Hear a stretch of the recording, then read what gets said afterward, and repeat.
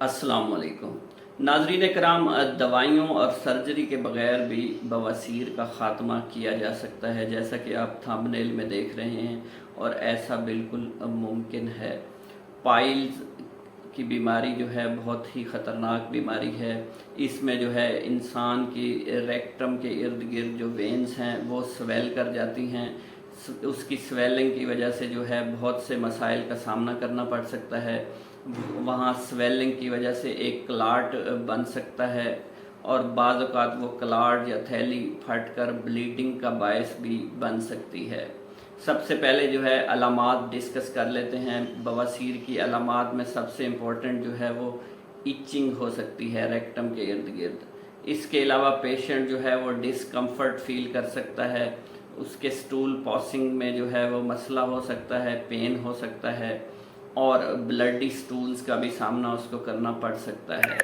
इसके अलावा नाजरीन कराम, पाइल्स अगर सवेयर हो जाएं तो उस सूरत में जो है वो एक्सेसिव ब्लीडिंग हो सकती है, इन्फेक्शन का सामना करना पड़ सकता है। इसके अलावा एनल फेस्टुला भी वहाँ पे बन सकता है, और एनल मसल जो है वो कट ऑफ होकर वहाँ मुसलसल ब्लीडिंग का बायस बनेंगे, जिसकी वजह से पेशेंट को अनीमिया का सामना करना पड़ेगा।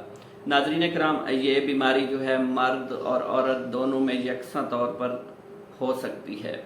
इसके अलावा कुछ वजूहात आपसे डिस्कस कर लेते हैं। अगर क्रोनिक डायरिया हो जाए या क्रोनिक कॉन्स्टिपेशन हो जाए तो आपको पाइल्स का सामना करना पड़ सकता है।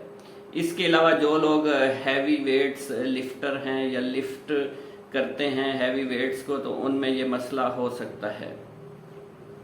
इसके अलावा जो लोग मोटे हैं उनमें भी ये मसला हो सकता है, और जो लोग स्मोकर हैं, अल्कोहल वगैरह का ज़्यादा इस्तेमाल करते हैं, जंक फूड्स का या स्पाइसी फूड्स का ज़्यादा इस्तेमाल करते हैं, तो ये मसला उनको हो सकता है। रिस्क फैक्टर में सबसे इम्पॉर्टेंट तो है प्रेगनेंसी में जो है पाइल्स का सामना करना पड़ सकता है। एज भी एक फैक्टर है, बढ़ती उम्र के साथ जो है वो पाइल्स के ख़तरात बढ़ जाते हैं। मोटापा एक है, और डाइट जो है ख़ासकर उसमें फ़ाइबर कम हो तो आपको इन मसाइल का सामना करना पड़ सकता है। नाज़रीन कराम, इसकी ट्रीटमेंट्स की तरफ आते हैं तो आपको कुछ लाइफस्टाइल में चेंजेस करने पड़ेंगे, जैसा कि आप जो है फ़ाइबर खाना शुरू कर दें। अपनी ग़िज़ा में जो है प्रोटीन और कार्बोहाइड्रेट्स के साथ साथ फ़ाइबर का ज़्यादा इस्तेमाल करना शुरू कर दें। फ़ाइबर जो है वो सब्ज़ियों में ज़्यादा पाया जाता है और फलों में ज़्यादा पाया जाता है। जो भी मौसमी फल मार्केट में आते हैं आप उनको खाना शुरू कर दें तो आप जो है पाइल्स का शिकार नहीं होंगे। इसके अलावा आप अपने आप को हाइड्रेट रखें, डिहाइड्रेशन से बचें, तो उससे भी पाइल्स से आप बच सकते हैं। इसके अलावा अपना वज़न कम करने की कोशिश करें। वज़न कम करने से होगा ये कि आप में जो है वो पाइल्स का मर्ज़, उसके चांसेस बहुत ज़्यादा कम हो जाएंगे। आप 35 से 40 मिनट वॉक करें, एक्सरसाइज करें। इसके अलावा आप पाइल्स रिलेटेड एक्सरसाइज भी कर सकते हैं जो कि इंटरनेट पर अवेलेबल हैं। आप ये सारी चीज़ें करके आप इंशाल्लाह बहुत जल्द ही दवाइयों से और पाइल्स की सर्जरी से जो है वो जान छुड़ा लेंगे। इसके अलावा आपने स्ट्रेस नहीं लेनी, टेंशन कम लेंगे, डिप्रेशन कम होगी, आपका ब्लड प्रेशर कंट्रोल में रहेगा, कोलेस्ट्रॉल लेवल्स कंट्रोल में रहेंगे, आपके हार्मोन्स जो हैं वो कंट्रोल में रहेंगे, तो आप जो है पाइल्स की बीमारी से बच सकते हैं।